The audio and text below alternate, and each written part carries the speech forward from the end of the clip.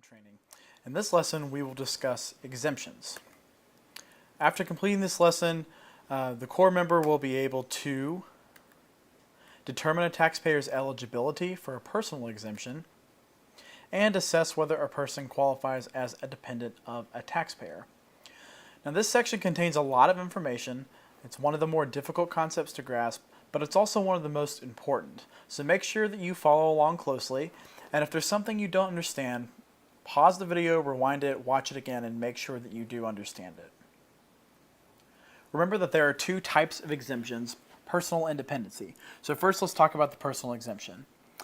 Each personal exemption decreases the taxable income by a certain amount. In 2014, it was $3,950. That is subject to change each year, though. The taxpayer can claim a personal exemption for his or herself, okay, unless the taxpayer can be claimed as a dependent by someone else. They can also claim a personal exemption for his or her spouse if they are married at the end of the year. Okay? And the spouse cannot be claimed as a dependent by someone else if they are filing jointly. All right? Remember, taxpayers may not claim personal exemptions if they can be claimed as a dependent by anyone else. So it doesn't matter whether or not they actually are claimed. Even if the taxpayer or spouse is not actually claimed, but they could be claimed, you still are not eligible for a personal exemption. That's a really important distinction to make.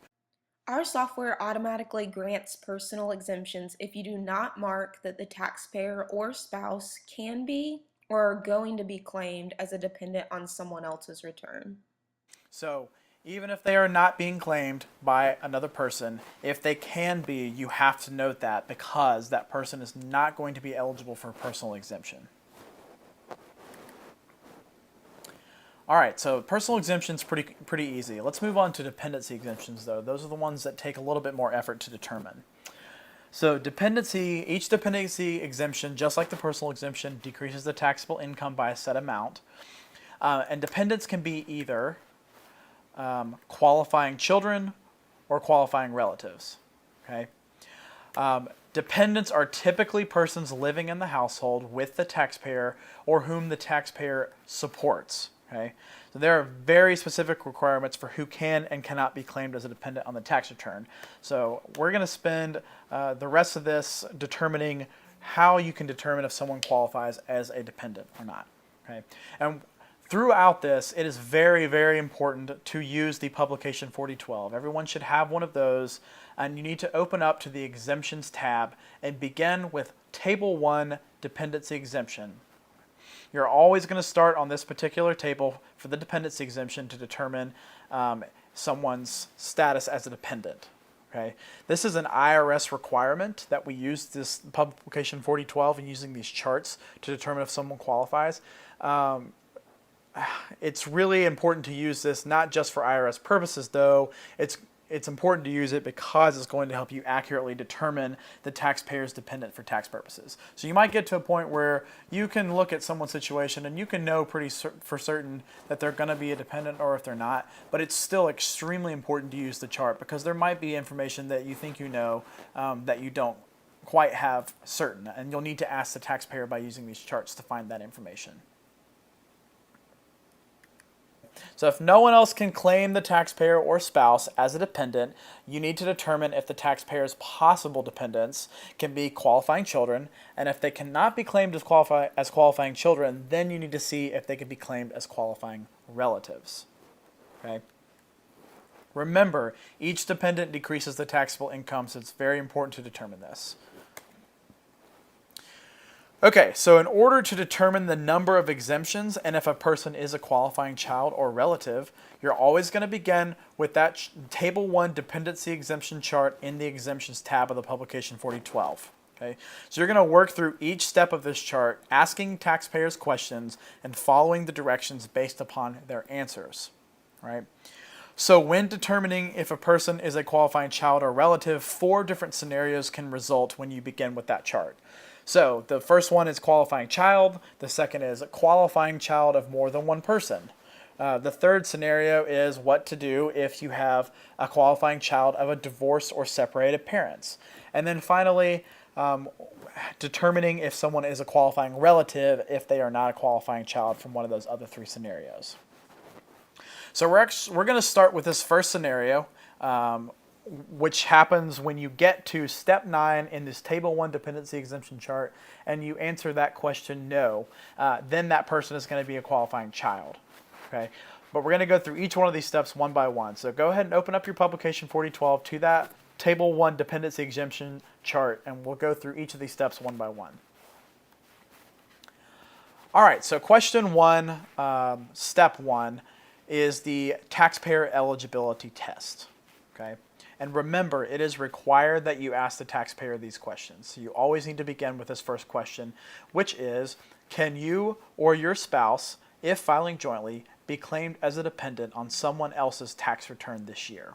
Okay, so this is just determining if they're even eligible to claim a dependent. If you can be claimed as a dependent on someone else's return, you in turn are not eligible to claim any dependents on your return. So if you answer yes to this question, stop.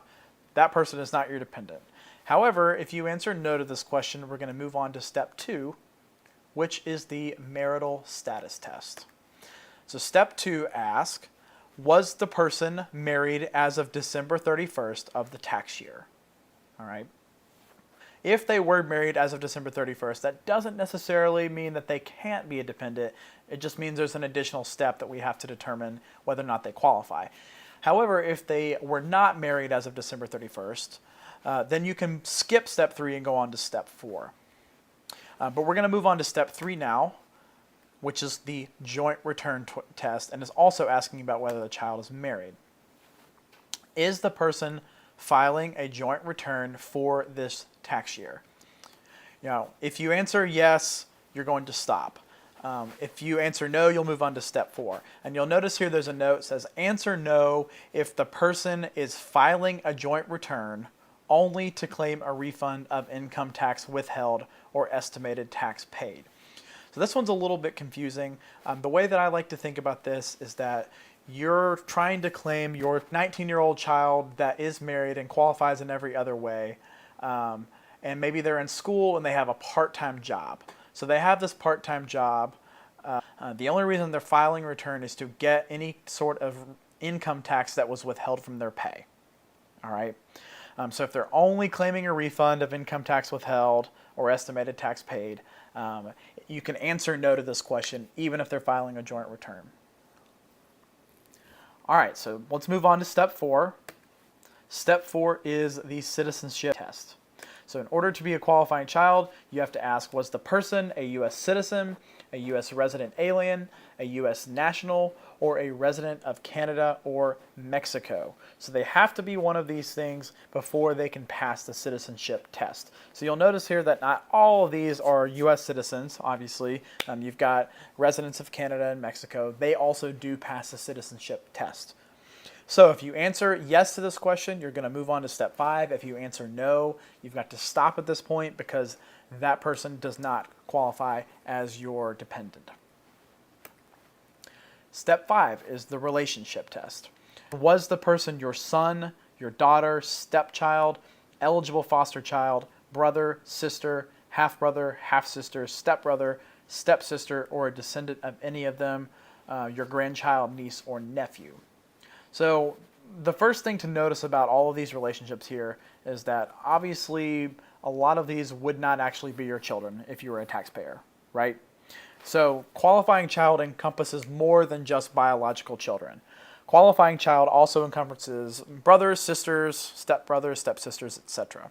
Okay, so if they are one of those relationships, they can still be considered your qualifying child. You'll move on to step 6 to see if they continue to be eligible.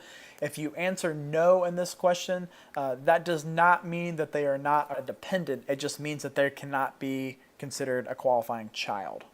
Okay, and we'll talk about what to do if you answer no in a later scenario. But if you answer yes, we're going to move on to step 6, which is the age test. So, was the person under age 19 at the end of the year and younger than you or your spouse if filing jointly?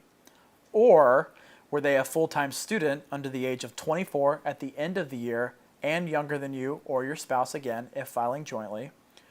Or was the person permanently and totally disabled at any time during the year?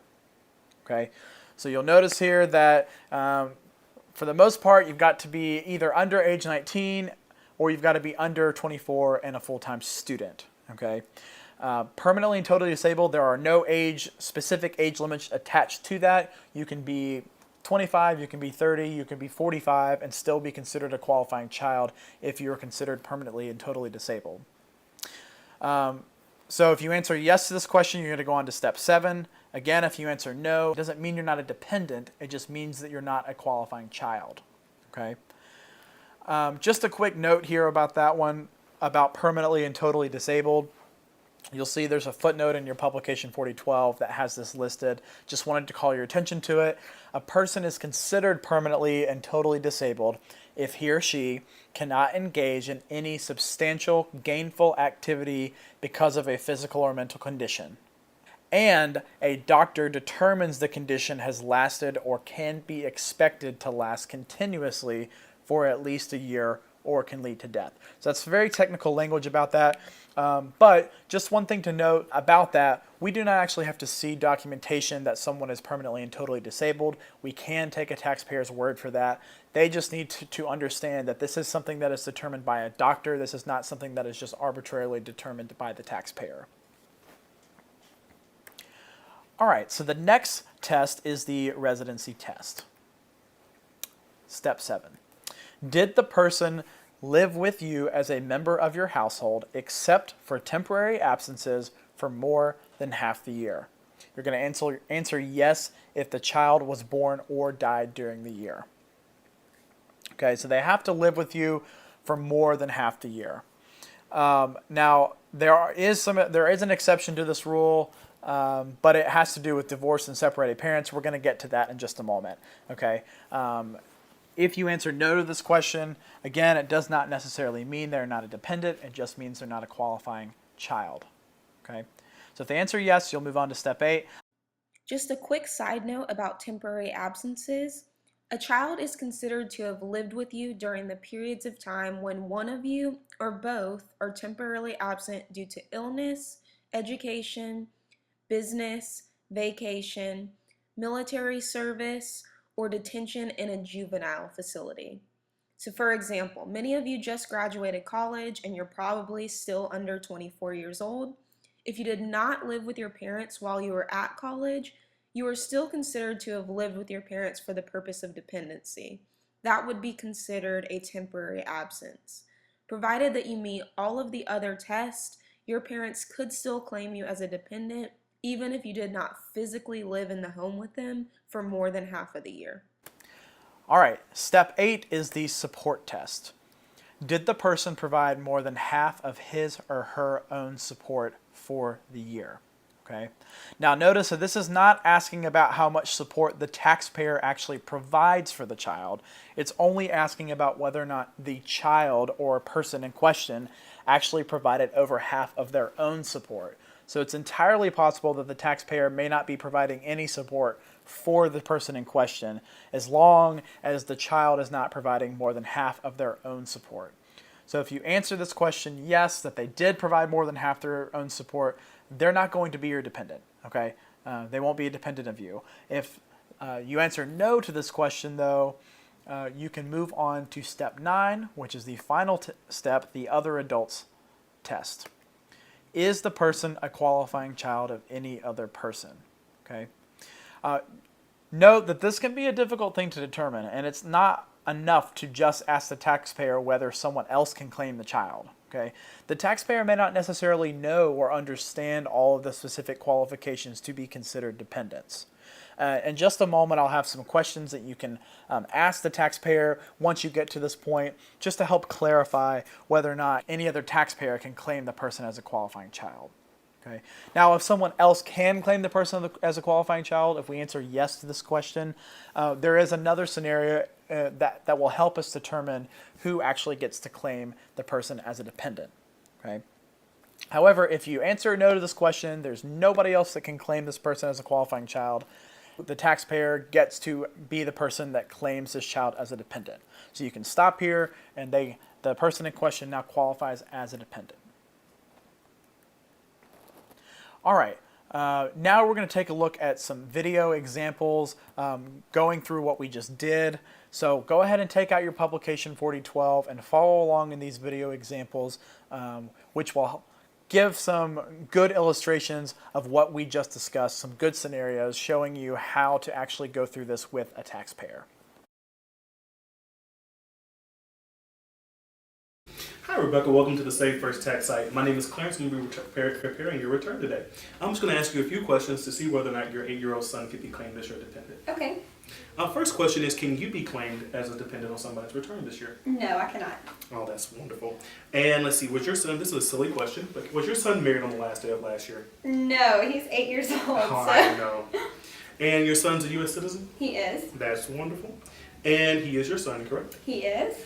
And he's under the age of 19? Mm-hmm. Great. We're just going to ask a couple more questions. Did he live with you as a member of your household, except for temporary absences for more than half the year? He did all year. That's wonderful. And did you, did he provide more than half his own support? No, he didn't. I provided all of his support. I know, he's an 8-year-old, but we have to ask. It's an IRS requirement. And is he the qualifying child of any other person? No. That's wonderful. Well, you can claim him as your dependent. Oh, great. Thank you. Thank you. All right. So now we're going to go ahead and move on to the second scenario, which occurs when you follow the chart all the way to step 9. And the answer is yes in step 9. So if you'll remember, step 9 was one we just looked at, the other adults test. If someone else can claim the child as a qualifying child, then we're going to need to go to this qualifying child of more than one person table to help us determine. So flip over to that in your publication 4012. Okay, so there are several questions that you need to be asking in step 9 to determine if the answer is yes or no. Okay, and you should write these questions on the screen here in your Pub 4012 if they're not already in there. The first one, did any other adult live in your home? What was that other adult's relationship to the child? And could the other adult be claimed as a dependent by someone else? Okay. If another adult lived in the home, he or she might be able to claim the child. So that's important to figure that out if there is anyone else. If the other adult is related to the child, then he might also be able to claim the child. Okay? And then finally, if the other adult could be claimed as a dependent, he or she won't be able to claim any dependents themselves. So that will be an easy way to rule out whether that person gets to claim them or not. Okay. So each time you reach step 9, you should be asking the taxpayer some form of these questions just to clarify that no other person can claim them as a qualifying child. Okay. This scenario occurs because sometimes a child meets all of the tests to be claimed by more than one taxpayer. So for example, a mother and a grandmother. Okay. So you go through all those steps in that table, in that dependency exemption chart for both mother and grandmother, and you determine that they both can claim them. So how do you determine who gets to be the one that actually claims them on the return? Both parental status and adjusted gross income are going to play an important role in the decision process for who actually gets to claim them. So go ahead and turn to that qualifying child of more than one person table so that we can review the 4 rules that are used in determining who can claim the child. So these rules might be difficult to remember. Just note that you can always turn to this chart to see who gets to qualify. This is not something that's going to happen a lot, but it's still something that you need to be aware of in case the situation does arise. Okay. All right, so if only one taxpayer is the child's parent, the child is the qualifying person of the parent. This is the first rule. So essentially what this means is that parenthood trumps all. Even if the child meets all the tests to be the qualifying child of both the parent and another relative, the parent is always going to get first dibs on the dependency exemption. Okay? So if we have 2 people with the same claim, the parent is always going to be the one that gets to claim them if they so choose. All right, the second rule is if 2 parents claim the same child on separate returns, so we have 2 parents trying to claim the same child, the exemption is going to go to the custodial parent. Okay? The custodial parent is going to be the parent with whom the child lived with for the longer period. So as you should remember, according to the residency test, a child must live with the taxpayer in order to be claimed as a qualifying child. So if the parents are equal custodial parents, however, so they lived with them for exactly half the year, each parent, the exemption is going to go to the parent with the highest adjusted gross income.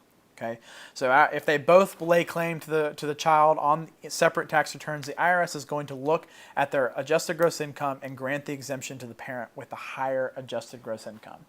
So first parenthood, but if both people trying to claim the dependent are parents, then adjusted gross income.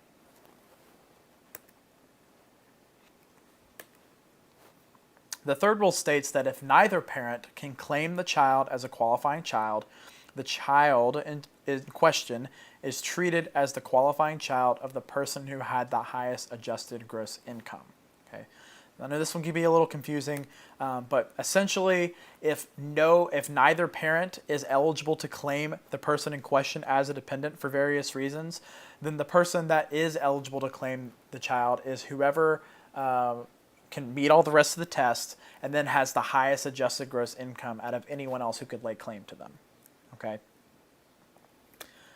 Now, the fourth and final rule, again, is a little bit more confusing. Let's just go ahead and read through it. If a parent can claim the child, okay, so you've got a parent who does meet all the tests to claim the child, but they agree not to, then the child is going to be treated as the qualifying child of the person who had the highest adjusted gross income, but only if that person's adjusted gross income is higher than the highest AGI of any of the child's parents. Okay, so in other words, even if mom wants to be nice and let Aunt Jane claim John, she cannot do that unless Aunt Jane reports a higher adjusted gross income than she does. Okay, so the taxpayer's AGI must be higher than the AGIs of all other taxpayers who are eligible to claim the child. If both women try to claim John in this circumstance, mom is always going to get the exemption because parenthood trumps all other factors always. Okay? So just remember in this circumstance, if no parent wants to claim the child, then even if they're eligible, then another person can as long as their AGI is higher than the parents and they qualify in every other way. All right, we're going to take a look at a couple more video examples illustrating what we just went through, and then we'll come back and go to the third scenario. We are now going to go through the third scenario, which occurs when you start with the Table 1 dependency exemption chart and you answer yes in step 7, and the parents live apart. Okay, so we're going to be flipping over to Table 3, which is the qualifying child of more than one person table, and the children of divorced and separated parents or parents who live apart table. Okay. All right, so what if the parents live apart? Because of the residency test, the child of divorced or separated parents will typically be considered the qualifying child of the custodial parent, which is the parent the child lived with for the longest. So remember, we mentioned that earlier. The custodial parent is going to have the child for more than half the year. However, the non-custodial parent can claim the dependency exemption if the parents have signed an agreement. Generally, this is a signed Form 8332. This was required for any post-2008 divorce. There might be another legally binding document if the divorce went into effect before 2009, but typically this is the Form 8332. Now, this form is called the Division of Benefits form. So when this Form 8332 is signed, the custodial parent gives the non-custodial parent the right to claim the dependency exemption for the current tax year or a group of years. So normally one taxpayer can claim a particular child for all of the following benefits. So dependency exemption, child tax credit, head of household, child and dependent care credit, and earned income credit. Now, we haven't talked about what all of those things mean quite yet, but normally only one taxpayer gets to claim all these benefits. When a parent signs this Form 8332, the custodial parent, they're going to give the non-custodial parent the dependency exemption and the child tax credit. Okay? And what the custodial parent is going to get is the head of household filing status, as well as the child and dependent care credit and the earned income credit. Okay? So it's basically just dividing these two benefits in half and allowing the non-custodial parent to get some of the benefits that come with having a dependent. It's important to note here that this division of benefits, Form 8332, this does not happen very often. We won't see this very often in our sites, but this is again just something you should be aware of. If this ever does arise, you have all the information that you need in the publication 4012 to help you determine who gets what in this circumstance. All right. Now we're going to take a look at another video example, and then we'll come back and look at the fourth and final scenario. We're now going to go through the final scenario, which occurs when you follow the Table 1 dependency exemption chart and you answer no to one of the steps from 5 to 7. So if you answer no to one of steps 5 through 7, then we're going to use Table 2 dependency exemption for qualifying relative to see if a person is a qualifying relative. Okay. All right, let's begin looking at what the qualifying relative test include. So the first test, the qualifying child test, asks, is the person your qualifying child or the qualifying child of anyone else? So obviously if they are your qualifying child, they're not going to be your qualifying relative. And if they're the qualifying child of any other person, they also cannot be your qualifying relative. Okay, so if they're a qualifying child, period, they are not going to be your qualifying relative. If you can answer no to this question, they're not your qualifying child or the qualifying child of anyone else, you're going to move on to step 2. The relationship test lists all of the relationships that a person can be to be considered a taxpayer's qualifying relative. So we've got son, daughter, stepchild, foster child, or descendant of any of them. We've got brother, sister, or son or daughter of either of them, so nieces or nephews. We've got your father, your mother, or an ancestor or sibling of them, so that would be grandparents, aunts, uncles.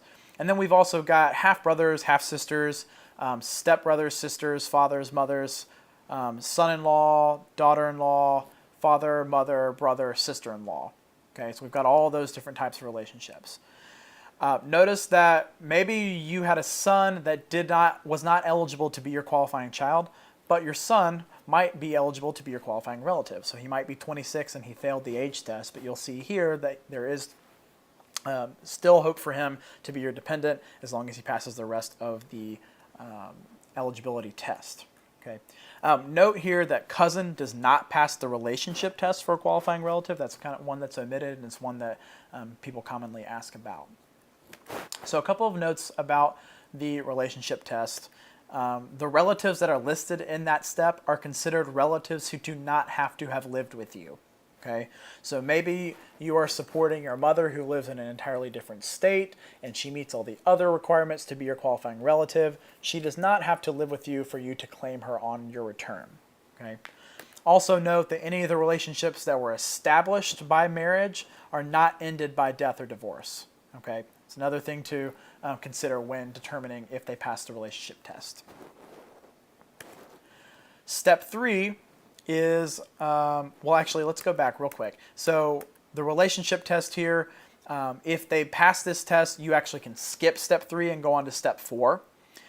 If they do not pass the relationship test, it does not necessarily mean that they're not going to be your qualifying relative, but they have to go through another eligibility requirement. So that is the residency test. So this asks, was the person any other person other than your spouse who lived with you all year as a member of your household? Okay. So to be a qualifying relative, the person must either be related to the taxpayer or they have to have lived with the taxpayer all year long. So that could potentially be any person that's unrelated to you, a friend. It can even be a cousin. So before, a cousin didn't pass the relationship test, but they might pass the residency test that qualifies them. A couple of notes about the residency test. Note that any person who is not one of the relationships in that relationship test in step 2 must live with the taxpayer for all 12 months of the year. Okay, except for a couple of temporary absence exceptions. So there are some exceptions for kidnapped children. Of course, a child who was born or died during the year. So if you had a child that was born on December 31st and they otherwise passed the rest of these eligibility tests, then they still would count. That still would count for the residency test. They would pass. Also, some certain temporary absences, like we mentioned before, school, vacation, medical care, etc. The next eligibility test is the gross income test. Step 4 asks, did the person have a gross taxable income of less than the exemption amount? Okay. So for a person to be claimed as a qualifying relative of a taxpayer, he or she cannot have made over the exemption amount in taxable income. You'll notice that in your publication 4012, it actually gives whatever the amount is. Remember that amount does change from year to year, but they have to have less than the exemption amount to pass this gross income test. Okay. You'll notice that this is not a test that qualifying children had to pass. They did not have this requirement, but a qualifying relative, if they have more than that exemption amount, they do not pass this test, and you cannot claim this person. If they do have less than that exemption amount, you can move on to step 5, which is the support test. Step 5 asks, so this is talking about the taxpayer now, did the taxpayer provide more than half of the person's total support for the year? Okay, so notice how this is different for the support test for qualifying children. The support test for qualifying children stated that the child cannot have provided over half of his or her own support. This support test for qualifying relative states that the taxpayer must provide over half of the person's total support. Okay? So if you can answer yes, if you can answer that the taxpayer provided more than half of their total support for the year, then you have reached the end and you can claim this person as your dependent. Okay? If you answer no, there still is one more test that may allow them to be able to be claimed as a dependent. So there is an exception to the support test, and it involves 2 or more individuals contributing to the support of some person. This is what is known as the multiple support agreement. Okay? So these next steps deal with this situation more thoroughly. I'm not going to spend the time to go through this. This is not something that you really need to know. You just need to be aware that this might be something that can come up.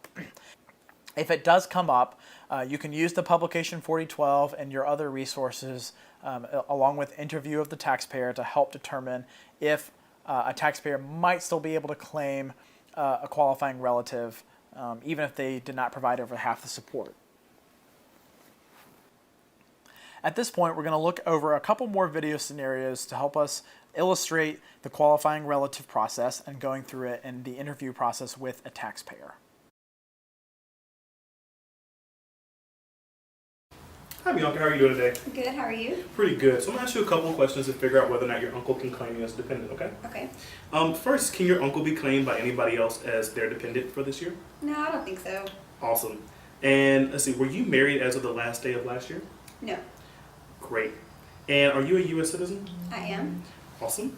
And are you the son, daughter, stepchild, eligible foster child, brother, sister, half brother, sister, or any descendant of any of those people? Yes. So are you under the age of 19? No. Great. Sometimes I forget my age too.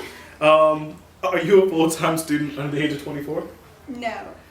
Awesome. And were you permanently and totally disabled at any point No. during the year? Okay, so what I'm going to do now is turn over to tab C6, table 2, to see if there are any additional things that you may qualify for. Great. So are you the qualifying child of your uncle? No. You're not. And let's see, you are his niece, correct? I am. So what we're going to do is skip step 3 and go down to step 4. Okay. Now, did you have a gross income of less than $3,950? Of less, yeah. Mhm. I made around $2,000. So. Perfect. And did you provide more than half of your support for did your uncle provide more than half of your support? He did. Great. Well, that means your uncle can claim you as a qualifying relative. Great. Now we can move on to filling out the rest of your taxes. I'm not going to kick you. you out this time. Okay, thank you. Okay, Jamal, so we are going to go through this dependency chart to see if you'll be able to claim your uncle as a dependent. Awesome. Okay, so can you be claimed as a dependent on someone else's return? No, I can't. Okay. And was your uncle married as of December 31st of last year? Nope, he's unmarried. Okay. Is he a U.S. citizen? He is. Okay. He is. So he was not your son, daughter, stepchild. He wasn't any of these. So we're going to see if he's a qualifying relative. So we'll flip over. So is this person the qualifying child of you or any other taxpayer? No, he's not. Okay. And he was your uncle, so he meets that relationship test. So we're going to go down to step 4. Did he have a gross income of less than $3,950 last Yep, he year? had no income last year. Okay. And then, so did you provide more than half of his support?